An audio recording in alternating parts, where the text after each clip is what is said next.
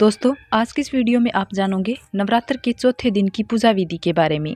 नवरात्रि की चतुर्थी तिथि इस बार हमें प्राप्त हो रही है 25 मार्च 2023 शनिवार के दिन। नवरात्रि के चौथे दिन माँ भगवती के चौथे स्वरूप माँ कुष्मांडा की पूजा आराधना की जाती है। शास्त्रों के अनुसार माँ कुष्मांडा सौर मंडल की अधिष्ठात्री देवी मानी जाती है। इनकी पूजा करने से रोग, शोक और दुख से मुक्ति मिलती है। अपनी मंद हंसी के द्वारा संपूर्ण कुष्मांड को उत्पन्न करने के कारण इनका नाम कुष्मांडा पड़ा है। और इनकी पूजा करने से बुद्धि का विकास होता है और जीवन में निर्णय लेने की क्षमता बढ़ती है। जैसे कि कई बार ऐसी परिस्थितियां आती है कि सही गलत का निर्णय नहीं ले पाते हैं, तो ऐसे में माँ भगवती जगदम्बे के चौथे स्वरूप माँ कुष्मांडा की पूजा करने से निर्णय लेने की क्षमता में वृद्धि होती है। तो नवरात्रि के चौथे दिन माँ भगवती दुर्गा के चौथे स्वरूप माँ कुष्मांडा की पूजा अत्यंत आवश्यक है। तो आज की इस वीडियो में आप जानोगे माँ कुष्मांडा की पूजा किस प्रकार से करनी चाहिए, माँ का स्वरूप क्या है, प्रिय रंग, प्रिय भोग, प्रिय पुष्प क्या है। तो आज की इस वीडियो में माँ की संपूर्ण पूजा विधि के बारे में जानोगे। तो पहले जान लेते हैं माँ की पूजा विधि के बारे में। जैसे हम प्रतिदिन प्रातःकाल जल्दी उठते हैं, उसी प्रकार से प्रातःकाल जल्दी उठना है और नित्य क्रिया से निवृत्त होकर स्नान कर लीजिए। स्नान करने के बाद साफ स्वस्थ वस्त्र धारण करने हैं। आज के दिन माँ कुष्मांडा का प्रिय रंग होता है नारंगी और हरा। मतलब आप नारंगी या हरे रंग में से किसी भी रंग के वस्त्र धारण कर सकते हैं। और अगर आप इन रंगों के वस्त्र धारण नहीं करना चाहते हैं तो कोई दूसरे रंग के वस्त्र धारण करके भी आप पूजा कर सकते हैं। जैसे कि लाल, गुलाबी, कोई भी शुभ रंग आप धारण कर सकते हैं। और स्नान करने के बाद सबसे पहले भगवान सूर्य देव को जल अर्पित करना चाहिए। इसके बाद अपने घर के मंदिर में, यानी आपने जहाँ पर भी माँ की चौकी स्थापित की है, जहाँ आप प्रतिदिन पूजा कर रहे हैं, वहाँ पर आप आ जाएंगे। एक शुद्ध आसन डालकर वहाँ पर बैठ जाइए। बैठने से पहले आप पूजा की सभी सामग्री, फल इत्यादि सब लेकर बैठ जाइए, ताकि आपको बार बार आसन से उठना ना पड़े। अब जैसे कि आपने माँ के सामने शुद्ध घी का दीपक प्रज्वलित कर लिया है, उसके बाद आपको शुद्धिकरण करना है। जैसे कि आप अपने आसपास थोड़े से जल के छींटे दीजिए। जो सामग्री है पूजा की, सब पर आपको जल के छींटे देने हैं, अपने ऊपर भी, देवी देवता पर भी, जिससे कि शुद्धिकरण हो जाए वातावरण का। उसके बाद आपकी पूजा प्रारंभ होती है। तो पूजा प्रारंभ करने से पहले थोड़ा सा जल अपने आसन के नीचे डालकर उसी जल से आपको अपने 2 उंगलियों से अपने मस्तिष्क पर 2 बार तिलक करना है।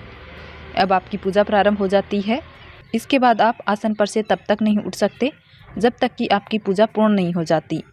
और विधि विधान से चौकी पर विराजित सभी देवी देवताओं की पूजा कर लीजिए।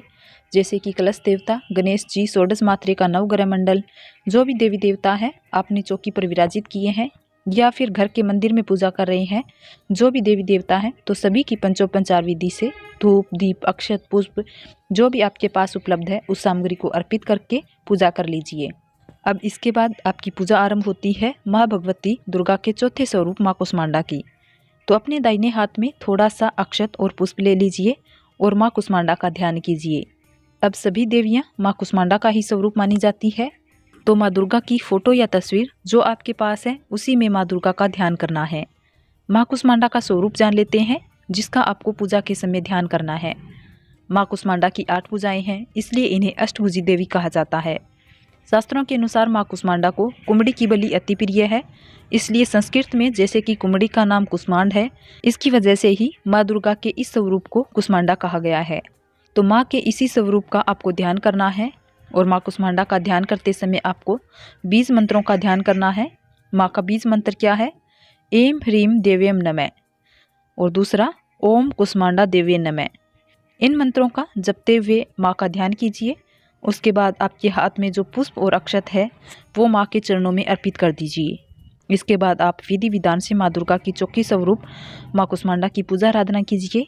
जैसे कि धूप, दीप, अक्षत, पुष्प, नैवेद्य, ये सभी चीज़ें और जो भी सामग्री आपके पास है, एक एक करके माँ को अर्पित कीजिए। माँ कुष्मांडा का प्रिय पुष्प है लाल गुड़हल का पुष्प या फिर गुलाब के पुष्प। आप चाहे तो पीले कमल के पुष्प भी माँ को अर्पित कर सकते हैं। तो इनमें से जो भी पुष्प आपके पास उपलब्ध है, माँ की पूजा आराधना कर सकते हैं। अगर ये पुष्प ना हो तो जो पुष्प आपके पास उपलब्ध है उसी को माँ को पूजा आराधना में अर्पित कर सकते हैं। और माँ का प्रिय भोग क्या है जो आज आपको लगाना है?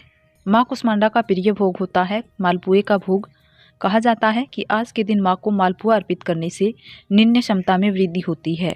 माँ इतनी प्रसन्न होती है कि आपको मन चाहे वरदान की प्राप्ति होती है। लेकिन अगर आप मालपुए का भोग नहीं लगा पाते हैं तो हल्दी का भोग लगा सकते हैं, चाहे तो दूध से बनी मिठाई का भोग लगा सकते हैं। इसके अलावा फलों का भी भोग आप लगा सकते हैं।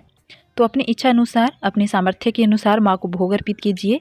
विधि विधान से पूजा आराधना कीजिए, मंत्र जप कीजिए और पूजा पूर्ण होने के बाद माँ कुष्मांडा की कपूर और लौंग से आरती कीजिए। आप चाहे तो शुद्ध घी के दीपक से भी माँ की आरती कर सकते हैं। और जब आपकी पूजा पूर्ण हो जाती है तब आसन के नीचे फिर से थोड़ा सा जल डाल दीजिए। 2 उंगलियों से उठाकर 2 बार अपने मस्तिष्क पर लगा लीजिए, जिससे कि आपकी जो भी पूजा आराधना की गई है, मंत्र जप इत्यादि किया है, उस सब का संपूर्ण फल आपको प्राप्त